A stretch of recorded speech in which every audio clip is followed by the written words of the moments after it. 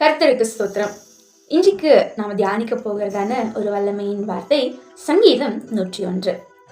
இது தாவீது ராஜா கர்த்தரிடத்துல ஒரு தீர்மானம் எடுத்து சொல்லுகிறதான ஒரு சில வார்த்தைகள் தான். கர்த்தரை அவர் எப்பொழுதும் கீர்த்தனம் செய்து பாடி தன்னிடத்துல அவர் வரும்படியாக கேட்டு இதையெல்லாம் அவர் தீர்மானம் எடுக்கிறார்.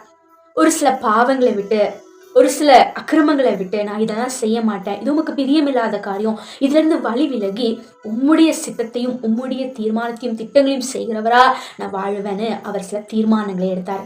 அதனால தான் அவருடைய ராஜாங்க ஸ்தானம் எப்பொழுதுமே நிலையா இருந்தது. அதே போல இன்றைக்கு நம்முடைய வாழ்க்கையிலும் ஒரு சில தீர்மானங்கள் நம்ம கர்த்தருக்காக எடுக்கும் பொழுது, நம்ம கர்த்தருக்காக செயல்படும் போது நம்மையும் அந்த ஸ்தானத்துல கொண்டு போய் வைக்க அவர் வல்லமையுள்ளவராக இருக்கிறார். தாவீது ராஜா மேல ஊற்றப்பட்டதான அபிஷேகம் தான் செய்த பாவத்தை கூட கண்டித்து உணர்த்தி மீண்டுமாக